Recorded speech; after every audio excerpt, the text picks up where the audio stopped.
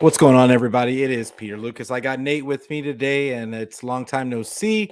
But hey, this is the Odd Couple podcast.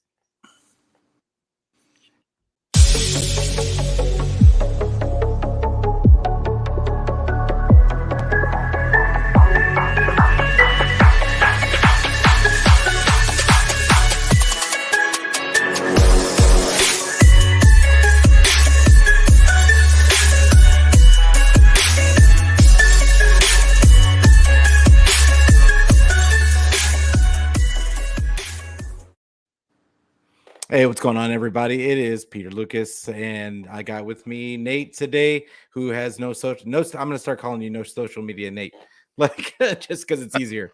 But hey, Nate, so it was a bye week for the 49ers. But how are you doing? How are you feeling this week? Well, but my name, that's a rap, Nate. Yeah. You can see about where I'm at with all this. Yeah, it is what it is. The rap. I mean, you can look at a team that has the pieces but hasn't quite got it figured out yet, and you can go, okay, we're 3-5. A couple of probably 2 or 3 of these divisions in the NFL right now are going to probably be decided by a 10-7 team. Was he's going to win it? 9-8, 10-7 kind of thing. The NFC South might be a losing record that wins it. It might be 8-9 that wins that thing. But the Rams just don't have the pieces right. That's simply just how it is. I've been trying to find some sort of a silver lining to just something to cling to the last few weeks. But, what is it? 31st in points, 29th in total offense, which has been the polar opposite of the McVay era. He's always hit little road bumps every year, but he always finds his way back, because they've always had the horses, but right now they just don't have them. The offensive line is 100% to blame for this. I will put 100% of it on the offensive line. Yeah. If we had a mobile quarterback, could we be a little better than we are right now? Maybe, but with a 35-year-old pure pocket passer who can't even step into a throw more than 30 to 40% of the game, we're just seeing it, and the Cooper Kupp thing has become more and more prevalent because he's the only guy who's created enough to get open in a 2-step drop. And that's why he's getting every ball. Van Jefferson's more of like a deeper across the middle kind of receiver. His short game's never really been there. Allen Robinson's never found his place. And Higbee's it only goes well for Higbee when it's going well. He's not going to be a Kittle, he isn't at that third tier we talk about. He's definitely a second tier tight end, so it's offensive line. Watching Bobby Evans get spun about 12 to 15 times against Tampa Bay last week now Vita Vea, that dude's embarrassed a lot of people. Yeah. So to get beat by him a couple of times a game, that just means you're playing. But it didn't matter who they put on him. It was every single effing player that spun him. I mean, they called him a turnstile on NFL.com. That's how. And when they call you out individually on a website as a lineman, it's bad. Yeah. So your name should not be mentioned in the game at all. Yeah, that's for skill players. You're not supposed to be calling as offensive line. Yeah. Yeah, dude. They just can't block. And Ramsey I don't know if you saw Ramsey's interview after the game, but he was right. They make that stop on 4th down, and the Rams needed 10 yards. They needed 10 yards. They needed 1 first down. 1 first down, and that's over. That ugly, hideous win is there to be had. At least it's there, Then you can at least drop one more up the right direction. And they didn't. They couldn't get 10 yards. They went 3 and out 3 times in the 4th quarter. 3 and out. Like, I'm sorry, man. Like, there's just no excuse. But if you watch that game, Cooper Kupp had 97 yards on 2 catches.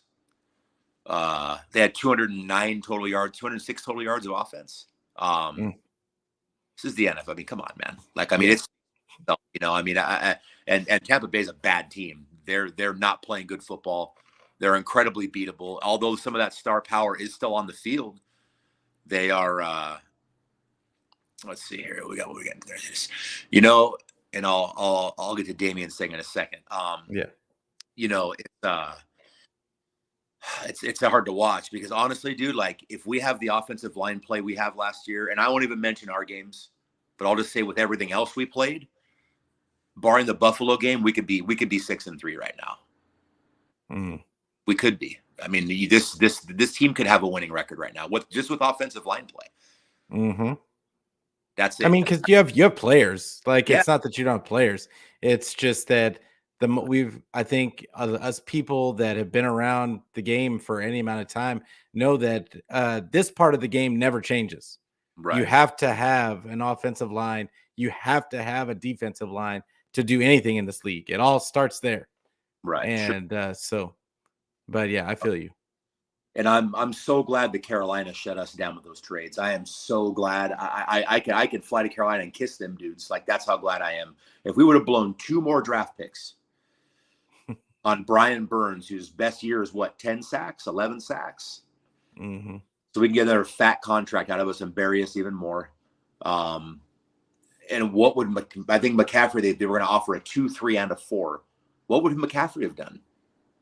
What's he going to do? What's Dalvin Cook going to do when on his first step there's a guy in his face? What's he going to do? What's anybody going to do? You know, what's Derrick Henry going to do? You gotta, if there's no holes, there's nothing there.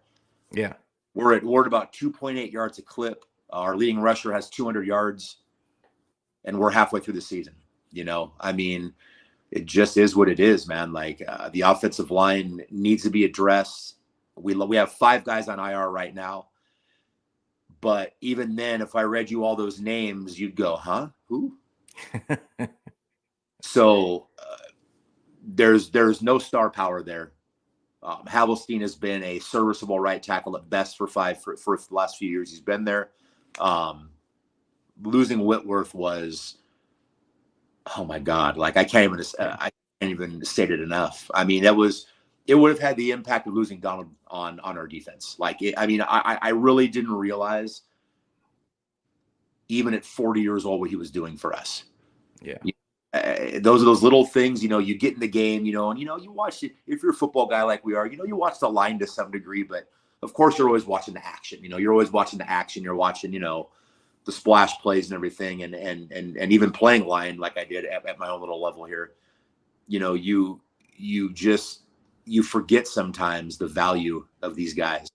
And right now the Rams are living and breathing it. I mean, there's just nowhere to go here. There's nowhere to go. It's broken. They have no way to fix it. I don't think that there's any possibility of getting the ship right. There's just no way to even make a stretch run here. I don't know. Trade deadlines come and gone, and people don't trade linemen. People hang on to linemen like gold bars anyways. So yeah, those are not guys that are going to get shipped around unless they're a big problem for a team. So that's a wrap, bud. Like, yeah.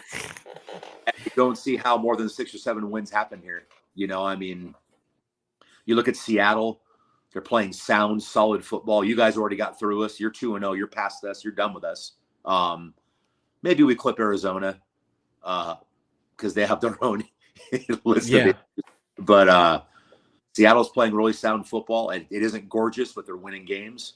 And I don't think that there's any chance for us, man. I mean, even as wide open as it appears, even with you guys having your own inconsistencies, I just don't see how the Rams get back in this race.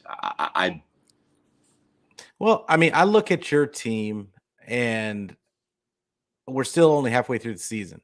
I don't count you dead until you're dead. Because I've seen crazier things happen. And it's I mean, Seattle, nobody thought, you know what, you're talking about your offensive line issues. And I think what's gotta hurt a little is watching Seattle draft a left tackle and a right tackle in this year, and both of them hit. They've got bookend tackles for the foreseeable future. And we love you, buddy. Yeah. Pete Carroll. Let me. Yeah. Yeah. Sorry, I I mean, forgot. Sorry, that guys. goes without saying for me. Like, Talking Northwest right now. yeah. But the guy is, I mean, he had a quarterback forever, and the guy had been begging for an offensive line, and now they send him packing in. What's the first thing they do? Go out and get an offensive line. and now all of a sudden they've got, like I said, they've got a pretty decent offensive line, and they got a beast of a running back in Kenneth Walker, like Absolutely. which is exactly what Pete Carroll wanted anyway. He wanted to run the ball. I mean, it's a little early to call this kid beast mode 2.0, but I mean, this is what Carroll wanted, and it just pains me to see him actually get it and then get serviceable play out of Geno Smith. It's just ridiculous. We all thought they were going to be a laughing stock this year, and it just pains me to sit there and watch them not be a laughing stock and to actually have a better record than the 49ers.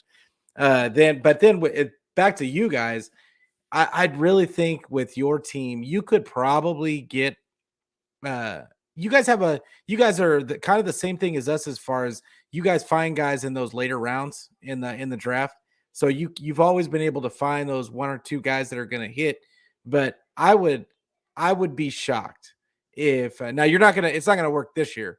I don't see it, but for next year, I could totally see you guys completely trying to revamp this line and making another run. I'd be more concerned about that for you guys. I'm more concerned about Matt Stafford and being in the concussion protocol. He's, like you said, he's 35, and I get it that Brady's 46, but that's an outlier, and he's getting to that age now to where how many more hits does he want to actually take? Sure. And so that I would be more concerned with that, because if you guys lose Matt Stafford, and you guys don't have a first round pick this year, right? No. Yeah. So there's where do you go to get where do you go for the quarterback spot at that point? And well, we got old John Wolford, bud. He's going to step in there. Yeah. And true that. Pride of the AAF.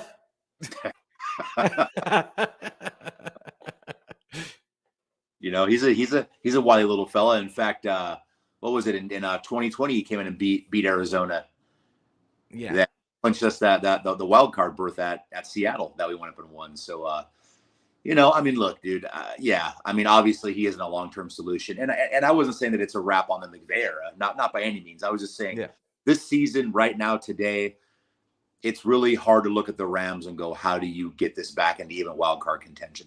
I mean, where's it going to come from? Now, that being said, if they did somehow find a way to make that line work, if they found some possible way to get something out of those guys, look, the defense is good enough. They aren't quite what they were last year, but they're middling. Like, they're always kind of middling. We had that one year where they were number one, but that seemed kind of like a false number one. It didn't really feel like they were the best defense in the league that year. It just kind of worked that way, out that way statistically. But he's got a solid D, a good enough D. They certainly were good enough on Sunday. You give up 9 points through 59 minutes. You're pretty good. I mean, you could get some production. If you get some production on offense and give the defense some time to rest, they probably will be fine. So if they somehow miracle some line play, they can make me eat my words. But I haven't even seen a glimmer of it, not a glimmer of it, against any team with a pulse through the first half of the season. So, you tell me, bud. I look at it like, I mean, like I said, if somehow they find somebody somehow find a left tackle that's just serviceable, then I could see it. You're still struggling at the running back spot. I think that if you just gave Stafford some time, but I'm really, like I said, I'm really concerned about the whole concussion thing for you guys. I look at the division. I look at this division, and 49ers, we look good in the last game. I'm not gonna, but this is the thing. That was one game. We still don't know what our identity is. Sure. We don't know what's going to happen in this next game. We play the Chargers. We should be able to run all over them. Everybody's been talking about how bad the Chargers run defense is, and that's what the Niners do. Is it? Is it? We haven't had a guy run the ball 10 times in the last 3 games now. Right. And Jimmy's not going to run, and Jimmy's not running. So I just don't see how it's going to, and I'm just interested to see what Kyle does, because now you take Jeff Wilson off this team, and I think Jeff Wilson is a whole bunch of mid. I don't think that he's a difference maker, but Kyle has shown that he doesn't have faith in in the other young running backs that he has. Like, he won't even let him on the field, at all. So. Sure.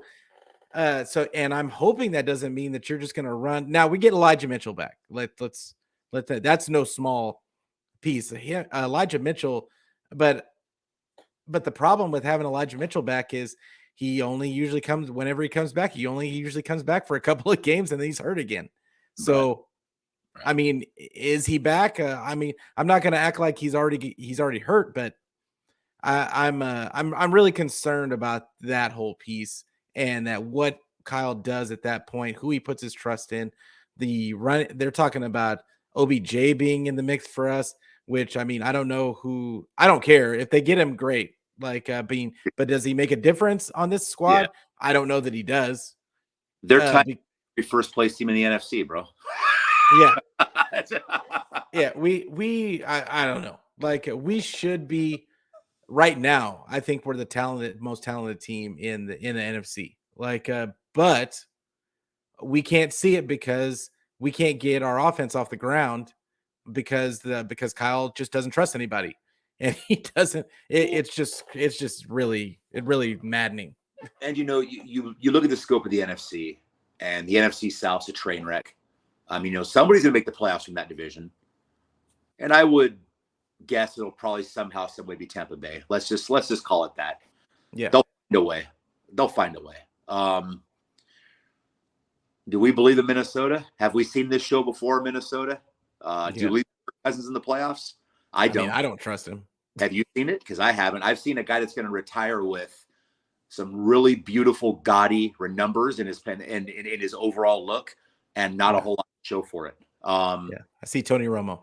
Yeah, perfect. Perfect enough. There you go. Yeah. While we're on that tip, I see Philly kind of like I see Arizona last year.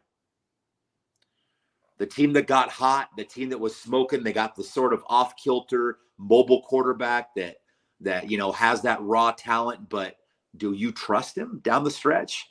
Do you trust Jalen Hurts down the stretch? Do you trust that team as a whole in the playoffs? Obviously, if everything's going to run through Philly, if they are able to hold on for that long, then that makes it a lot better for them. It's a great home environment for them. Very tough place to play for everybody. I don't see a team in the NFC that makes me go, records aside, although we have an undefeated team and a one-loss team in the NFC, I just don't see a team that makes me go, there's the Super Bowl representative. Yeah. I think, and again, I don't believe in Seattle either. I don't believe in Geno Smith in January. I just don't, because I've never seen it before. So as much as it pains me to say it, if you guys get in there, you do have experience there. You have made runs. It hasn't been consistent, but when you've gotten there, you've played well, at least. Yeah. And you're going to have to do it on the road, probably outside of the first, you'll probably host a wild card game should you win the division. You have to do most of it on the road, but I mean, it's the only way we do it. Yeah. But I mean, I don't see a team in the NFC that makes me go, damn, it's just not there. And maybe Philly proves me wrong. Maybe Cousins finally has his Drew Brees moment. Yeah. Or pulls through that one season where it finally all materializes. But, yeah, dude, it still feels wide open outside of us. And again, only us because we can't block. If we had a line, we're right in the thick of at least a wild card race. I promise you right now. We have a 3-horse race right now in our division if we have a line, but we don't. And I just don't see how, like you said, now Stafford's dinged up. We can't run the ball at all. There's just nothing. There's just nothing there. The Cam Akers thing. Let me touch on this. Yeah. So what happened there? You get a guy who clearly wants out of town, which is weird because the Rams haven't had a lot of that in the McVay era. There's only been a couple of guys that have been unhappy, right? So you get a guy that clearly wants out of town. Now, they never got specific, but apparently they had multiple offers. And at the Rams' point, with our lack of draft picks, dude, I know me and you texted back and forth. You're like, oh, ain't nobody give you a 3 for him or whatever. Yeah. Let's say it's a 4 and a 6. Whatever. At this point, a 4 and a 6 and a serviceable left tackle, who's somebody like that. Anything. At this point, what does it do to keep him? Yeah, I agree. How do we benefit from keeping him? And going back to Damien's point, the Rams don't have any capital. Yeah. All we've really got is down the line draft picks. Mm. I mean, there's nothing to trade, and our salary cap situation is not good. Now, I'm not sure who's coming out lineman wise on free agency for 2023, but I'm here to tell you right now, guys, that there's no money. We are paying for Cup and Donald and Ramsey and those handfuls that suck up like 55% of our cap.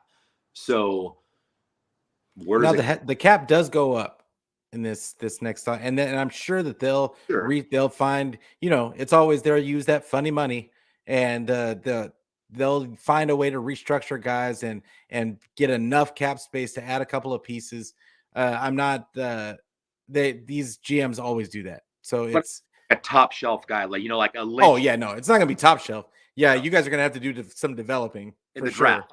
He has, yeah, absolutely, yeah. So yeah, I mean, it just feels a little bit like, I don't know, like I've kind of touched on this with you in the past. Like, okay, it worked. We got the ring, and now we're seeing what everybody was talking about all that time. Like, it finally peaked. We got the ring. We're a playoff team, missed the playoffs 1 year, but had a winning record. Playoff team, finally got the ring, and now look. Yeah. Now all the injuries hit. Our horrific lack of depth is roosting, and we're seeing exactly what I feared this entire time. Yeah. At least we got the ring. But you got the one. You got the one. Yeah. Like, and I mean, most of us would give our left arm for that one. Sure. And I mean, I've seen a majority of our rings in my lifetime. But I mean, I haven't seen one since high school. So it's like I need another one before I got my grandchildren in front of me.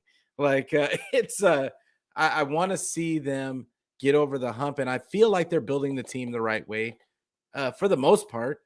Like, this team it's a loaded squad, just like CG was talking about, but we're not good at the one position in this era of football we need to be good at, and that we need to be solid at. It's just, if we had a quarterback that Kyle trusted, it would be, he doesn't even have to be great. Kyle just has to be able to trust him to call certain plays. And because Kyle, he is a schizophrenic play caller. And 1 minute it looks great and all the bells and whistles, and then the next minute it doesn't, and it looks super conservative, and it just looks bad. But sure, yeah, but trust you talk about. He'll see something that Garoppolo does on the last series that makes him go, God, dude, if we push this again, he's going to wind up throwing this thing in the wrong place. So he sucks it in, and he gets, but luckily for you, you have a guy named Debo that can turn 5 into 70 in a heartbeat. You've got the second or third. I got to go. Kels is the best receiving tight end, but Kittle is 2 or 3 with Waller. There's that handful of guys we always talk about that you could kind of intermix. He's definitely the top tier of tight end. You got Kittle. And you have enough other guys. Ayuk's had some moments this year, but he does every year. Yeah, weapons are never a problem. Is not a problem. Yeah, like, weapons is not the problem. The problem is the guy that we have in place to get the ball to them, he can't throw beyond 15 yards. Yeah. Like not accurately. He's at least attempted it this season, which is a welcome surprise. But still the accuracy isn't there past 15 yards. And it is what it is. But a little bit about how about Arizona? Like what do you think of Arizona? I think Kingsbury's done after this season. But 100%. what do you think of Arizona? I think they made a lot of bad decisions. Yeah. The D-Hop thing was what it was. He's back and he's playing okay. The Marquise Brown thing hasn't worked out how they hoped. Mm-hmm. They don't have a consistent running game again. Connor, 12 touchdowns, 410 yards rushing every year. He's captain goal line. They don't have that. They just don't have that consistent, blow up guy that just can make that play. Defensively, we've talked about Simmons and Collins being these sort of super athletic guys that haven't found their niche. They just haven't really found their place. I know Collins took one back to the house. He finally had himself a little splash play last week, but they're just full of dysfunction, man. Like, yeah, they haven't consistently built a roster that can play week in and week out. It's not a tough roster. It's a very soft roster. And Kyler Murray, like, I got to go with, at this point now, I got to go with not a total bust, but we got to start putting him in that category of a bad draft pick. Their faith in the wrong guy.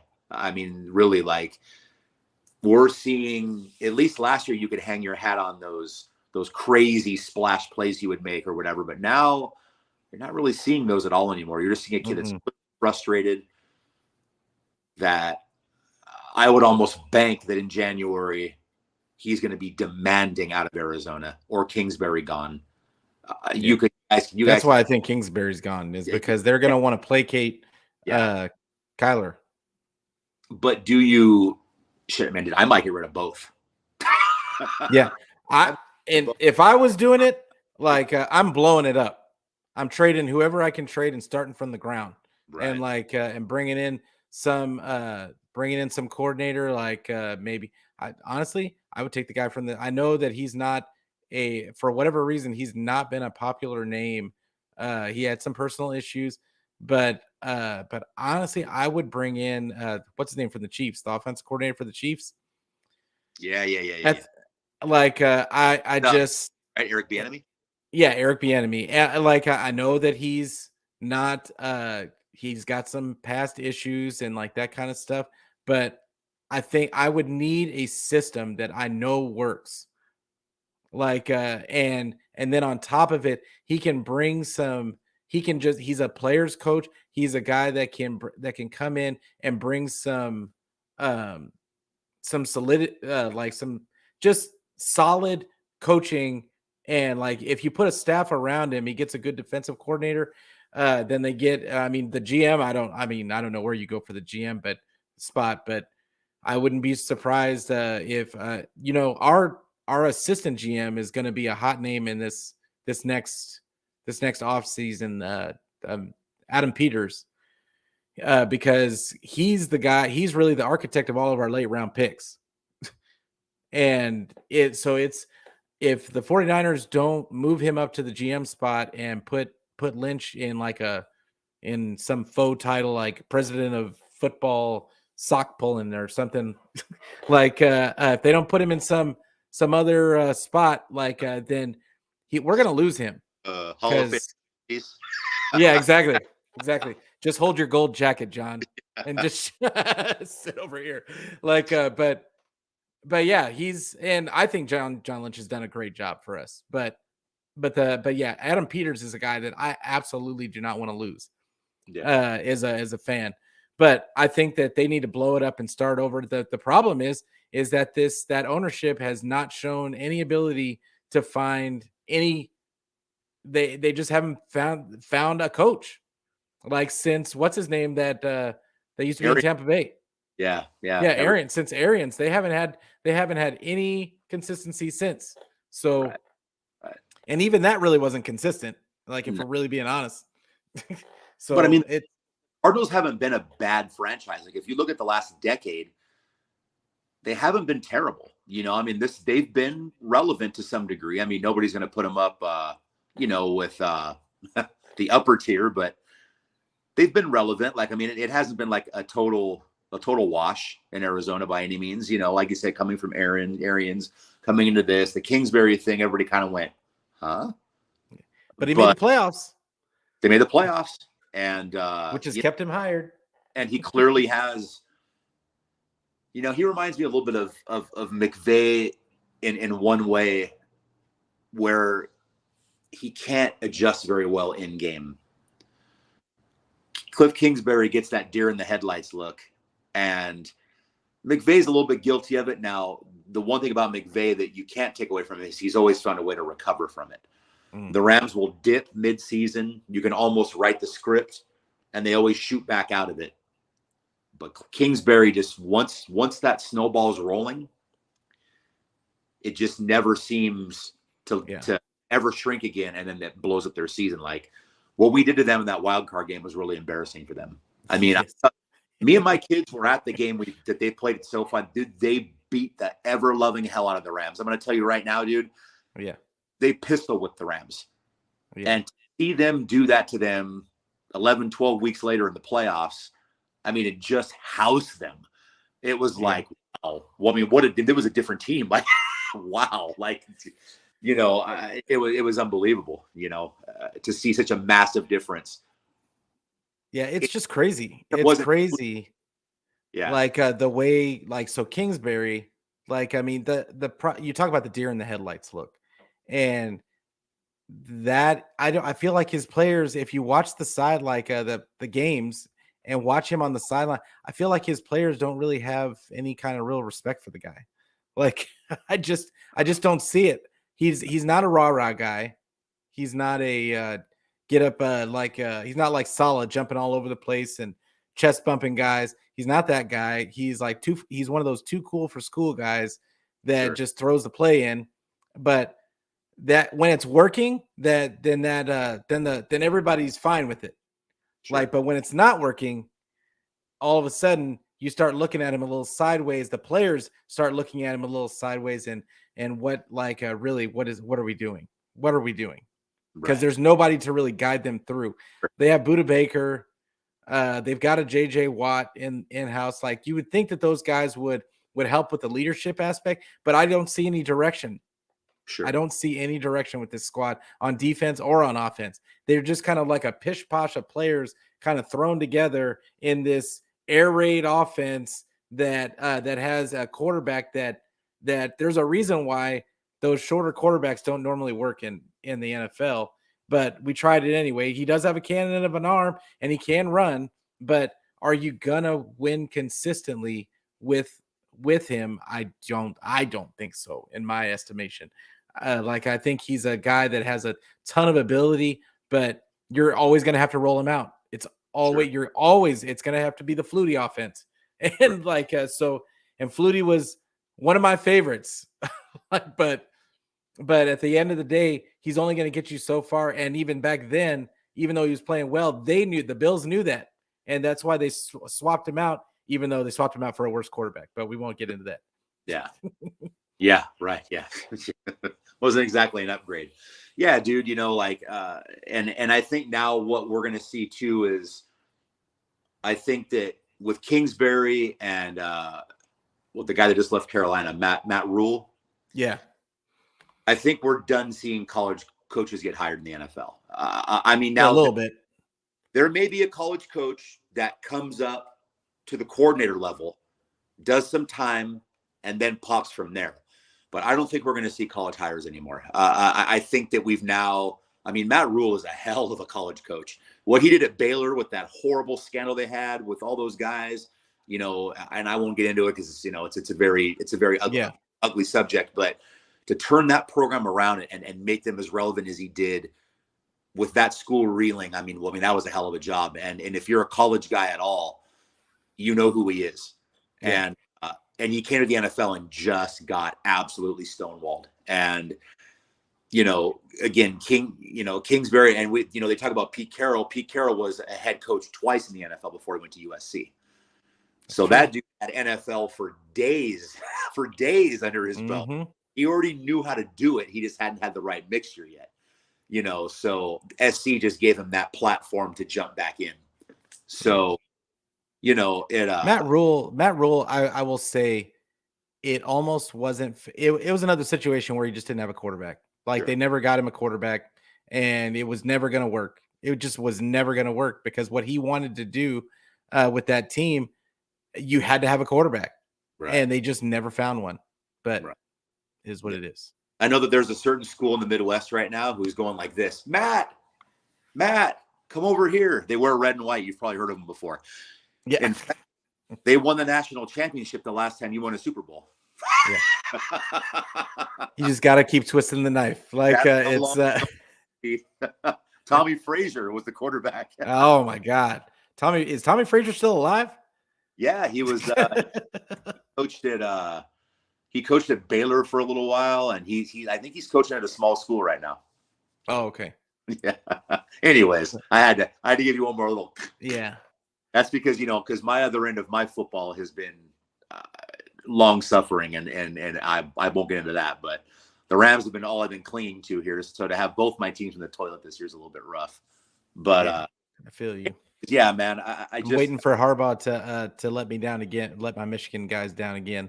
Like when we go against Ohio State. Yeah. You have a bye week this week. You're playing us. Yeah. Yeah, none of it matters until they go up against Ohio State. Sure. So like at that point, we'll see what it is. And yeah. I don't know, but it looks like the same old offense like that Michigan keeps rolling out there, but we'll see. But either way. So what about the Seahawks? I know we touched on them a little bit earlier, but the Seahawks, I think that this defense is getting they're getting a little bit more pass rush from the D line, and they're becoming a little bit more opportunistic. Their linebackers still stink, like but they're not as bad as they've got that young corner Woolen. That kid is a beast, and their corners aren't that bad. Like I think that's just what's kind of keeping it together. But it's really their offense that's driving the ship right now, which we would not have thought. But what do you think about them? I think that what you're seeing is a perfect example. You're seeing the polar opposite of the Rams. You're seeing an offensive line gelling and playing very, very well. They got that Walker kid. They scored there. They got a beast. Yeah. And the fact that they're able to run the ball as well as they are is protecting Gino. Their situation, the opposite of ours and very much like yours. Obviously, you're very different teams. But if you look at the collective, if Gino's got to drop back and throw 55 passes, they're in trouble. Yeah, that's true. If Walker is moving the chains and they're able to keep things in front of Gino and not making him have to stress out too much, it's working, And of course, Lockett and Metcalf, we knew that coming in, dude. Either one of us would take either one of those guys on our team tomorrow. Oh, yes, tomorrow. Those are immediate starters on 32 teams in the NFL. So he's already got the receiver talent. That's already been there. I think they've got who do they have at tight end now? I know Everett. Everett's on the Chargers. Yeah, they have Disley and play team. Disley and I can't remember who the other guy is. Yeah, but like nobody really of note. No, absolutely not. Yeah, and I know they're getting some pass back on their defense. They're getting some pass rush production out of that young kid, that Owosu, I think his name is. Yeah, Wosu, Nuosu. Yeah, like I don't want to butcher his name, but like it's. I'm sure we are. They got him from the Chargers. Yeah, like and yeah, he's really good. I like him, and then they've got the other kid that they drafted, another rookie. Shoot, I know. Is it Ojabo? I'm not gonna lie. I don't think I've watched 20 minutes of Seattle football this year. Yeah, I'm pretty sure reading about him and watching highlights. Yeah, it was but they got another rookie that's really killing it too. Like they're just, Pete Carroll's a good coach. As much as I hate the guy, Uh, he is an excellent coach, and I think that Russell was actually holding him back.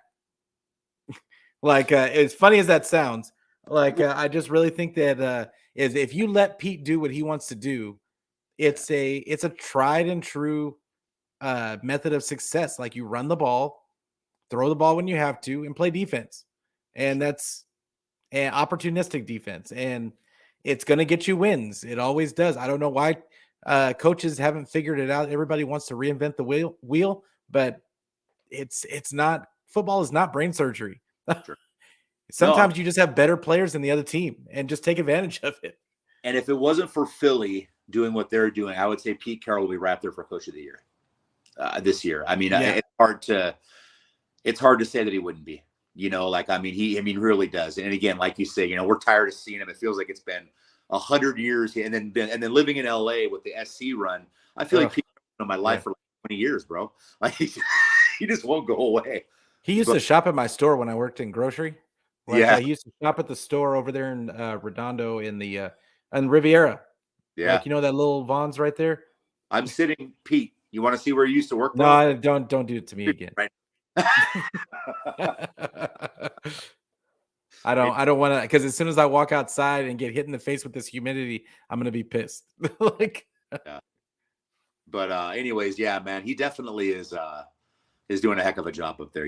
What else can you say? It's just what it is, bud. Like, yeah, it is what it is.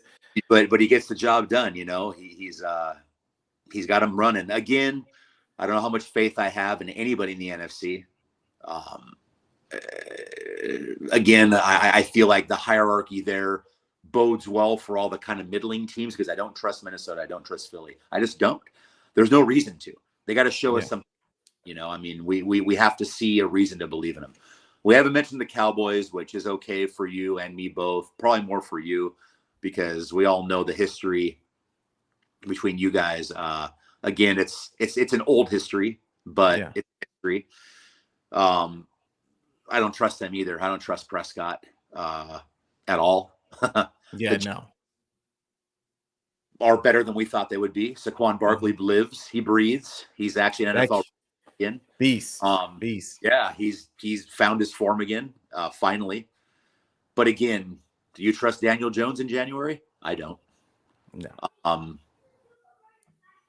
It's a testament to that coach that they're as good as they are. I am thoroughly impressed. Yeah. And the Packers are, and forgive me for this, the Packers are a shit show. What is going on there? I don't understand. I mean, dude. Yeah. There's been other years where Aaron Rodgers didn't have really good weapons, but he always made those weapons. Sure. And he made guys better. And now it just seems like he can't, and now he's the problem sometimes. I just don't. And then their running backs are going. Aaron Jones just went down. They said he's questionable for the game, but I'm hoping for fantasy purpose. Not that I wish any injury on anybody, but I'm hoping for fantasy purposes that AJ Dillon actually gets some run. But yeah, it's over there. Their defense is just terrible, even though they have great corners. I don't know what's going on. Rashawn Gary's done for the year too. He just went down for the year. Oh, well. So that's a massive hit on their pass rush. He's pretty much is their pass rush at this point. So it's like I said, and I'm only touching on that stuff just because we're talking about like the overall scope of the playoffs and how it looks moving forward. Like, I just don't see a team in the NFC that makes me go, oof. I just don't. And maybe Philly goes 14-3 or 15-2 and proves us all wrong and goes on a tear, and Jalen Hurts, relives an Alabama moment before he got kicked out of there for Tua. But and Mac Jones. And maybe that happens. Maybe Kirk Cousins gets to have his Drew Brees year. Maybe he does. But right now, I'm not going to believe neither one of them until I see it. Yeah, no, I feel you.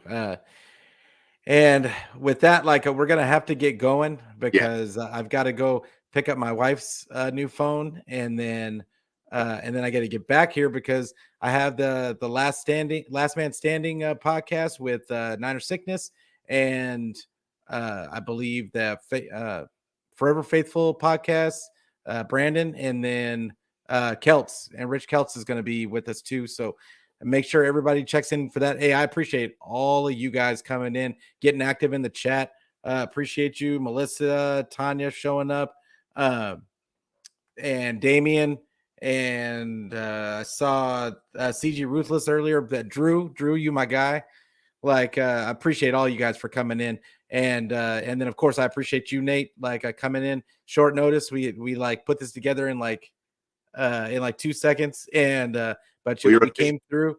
You're a yeah baller in huh? The what? I said you're going to be quite the baller in the 49ers world, man. So you're a busy guy. I got to squeeze in now. Like no, man. I'm just happy to be here. I'm just happy to be here, and like I love doing this, and but I appreciate all you guys for coming in. Appreciate you, Nate, for showing up and showing out, and make sure this version is going to go on the audio, and make sure that you check us out on YouTube, add to the channel, hit the notification bell, and so that you know when we're going live. And yeah, thank you guys for coming in. Nate, you got anything for him before we get out of here? Very much for checking in with us, and we'll do another one of these in a few weeks. I don't know how much Rams stuff I'll have to talk, but we'll definitely touch on the NFC West again real soon. Maybe in a couple 2-3 weeks, see how things are shaping up. We'll get back into it for sure. Thank you for up and checking us out. With all that being said, hey, thank you guys. You guys have a good night.